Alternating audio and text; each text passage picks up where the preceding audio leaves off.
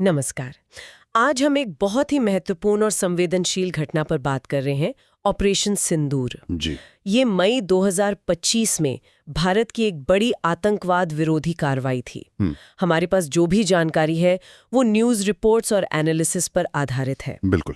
और इसकी जड़ें जाती हैं अप्रैल 2025 में पहलगाम में हुए उस दर्दनाक हमले तक। हाँ, वो हमला। जी, जब द रेजिस्टेंस फ्रंट मतलब टीआरएफ, जिसके तार लश्कर तैयबा से जुड़े बताए जाते हैं, उसने हिंदू पर्यटकों को निशाना बनाया था। और उसमें 26 नागरिकों की जान चली गई थी। एक भयानक घटना जिसने पूरे देश को हिला दिया था। हाँ, और पाकिस्तान के साथ तनाव भी मतलब बहुत ज्यादा बढ़ गया था उस वक्त। तो आज हम इसी पर गहराई से बात करेंगे, समझने की कोशिश करेंगे कि ये ऑपरेशन सिंदूर असल में था क्या, क्यों किया गया और इसके क्या नतीजे निकले। जी, चलिए शुरू करते हैं। तो ये ऑपरेशन शुरू कैसे हुआ, मतलब जमीन पर क्या हुआ? देखिए, ये 7 और 8 मई 2025 की रात की बात है।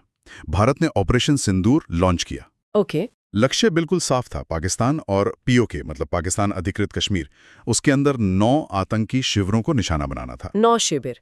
और ये बात भी सामने आई कि हमले बहुत सटीक थे, सिर्फ आतंकी ठिकानों पर। हाँ, ये बहुत अहम बात है। रिपोर्ट्स यही कहती हैं कि निशाना सिर्फ और सिर्फ आतंकी ठिकाने थे। पाकिस्तानी सेना या आम नागरिकों के इलाकों को जानबूझकर छोड़ा गया। तो क्या ये एक तरह से कोशिश थी कि मामला और ना बढ़े, एक कंट्रोल्ड एक्शन? बिल्कुल बिल्कुल। ये सिर्फ एक मिलिट्री एक्शन नहीं था, ये एक संदेश भी था। अच्छा। और इसमें कई एजेंसियां शामिल थीं, इंटेलिजेंस एजेंसियां और तीनों सेनाएं, आर्मी, एयरफोर्स, नेवी, सब मिलकर काम कर रहे थे। एक जॉइंट ऑपरेशन था ये। हाँ बिल्कुल, पूरी तरह से इंटेलिजेंस पर आधारित सटीक हमले। मकसद था आतंकी ढांचे को तोड़ना, न कि कोई बड़ा युद्ध छेड़ना। और नतीजे क्या रहे? क्या ये लक्ष्य हासिल हुए? रिपोर्ट्स के मुताबिक तो हाँ। कहा गया कि सभी 9 ठिकाने तबाह कर दिए गए और 100 से ज्यादा आतंकवादी मारे गए। और ये भी कहा गया कि क्योंकि हमले इतने सटीक थे, आम नागरिकों को नुकसान न के बराबर हुआ। अच्छा। हालांकि इन दावों की स्वतंत्र पुष्टि करना मुश्किल होता है हमेशा। जी, वो तो है, लेकिन भारत का संदेश साफ था, टेररिज्म के स्पॉन्सर्स को सजा देना, बिना युद्ध की तरफ बढ़े। पर क्या पाकिस्तान ने इसे ऐसे लिया? उनकी क्या प्रतिक्रिया रही? नहीं, बिल्कुल नहीं।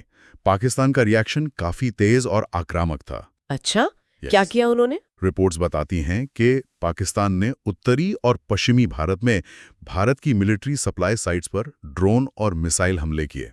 अहो। श्रीनगर और जम्मू जैसे शहर भी इसकी चपेट में आए। और सीमा पर भी हालात बिगड़े होंगे? हाँ बिल्कुल।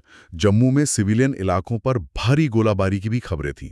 उसमें जानमाल का नुकसान भी हुआ। बाप रे। माहौल इतना बिगड़ गया था कि इसे 1971 की जंग के बाद दोनों देशों के बीच सबसे गंभीर सैन्य टकराव माना गया।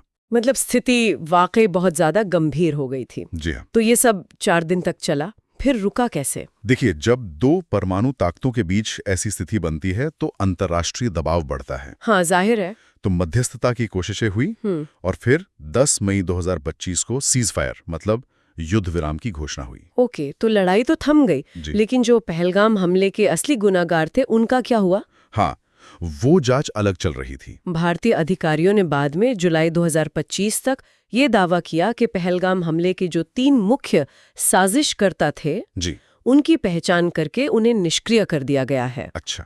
अब अगर हम थोड़ा पीछे हटकर देखें तो रणनीतिक तौर पर इस ऑपरेशन का क्या महत्व है? बालाकोट के बाद ये दूसरी बड़ी सीमा पार कार्रवाई थी।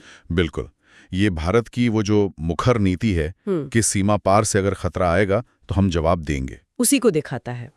इंटेलिजेंस के आधार पर सटीक सैन्य कार्रवाई। इसने आतंकियों और उनके आकाओं को तो संदेश दिया ही। हाँ। साथ ही भारत की जो क्षमता है तेजी से जॉइंट ऑपरेशन करने की, वो भी दुनिया ने देखी। और एक बात और थी, प्रधानमंत्री मोदी का वो बयान कि ऑपरेशन रोकने के लिए किसी भी विदेशी लीडर ने दबाव नहीं डाला, ये थोड़ा हैरान करने वाला था। हाँ, ये वाकई एक दिलचस्प पॉइंट है। इसका क्या मतलब हो सकता है? देखिए, इसके कई मतलब निकाले जा सकते हैं। शायद भारत इसे आतंकवाद के खिलाफ एक लक्षित सीमित कार्रवाई के तौर पर पेश करने में कामयाब रहा। या ये भी हो सकता है कि दुनिया भर में आतंकवाद को लेकर, खासकर जो स्टेट स्पॉन्सर्ड नहीं है, उसको लेकर रवैये में कोई बदलाव आ रहा हो। कि ऐसी जवाबी कार्रवाई को एक तरह की मौन स्वीकृति मिल जाती है अगर वो कंट्रोल्ड रहे तो। हाँ, शायद, बशर्ते कि वो हद से ज्यादा न बढ़े। तो कुल मिलाकर ऑपरेशन सिंदूर पहलगाम हमले का एक सोचा समझा नपा तुला जवाब था। जी, जिसका मकसद था आतंकी ढांचे को चोट पहुंचाना, लेकिन बड़े टकराव से बचना भी। और इसने दक्षिण एशिया की सुरक्षा राजनीति पर एक गहरा असर डाला है। निश्चित रूप से। और ये हमें एक अहम सवाल पर लाकर खड़ा कर देता है। क्या? कि भविष्य में इस तरह की टारगेटेड क्रॉस बॉर्डर कार्रवाइयां, चाहे वो कितनी भी सटीक क्यों ना हो, क्षेत्रीय स्थिरता पर और दो परमाणु शक्तियों के बीच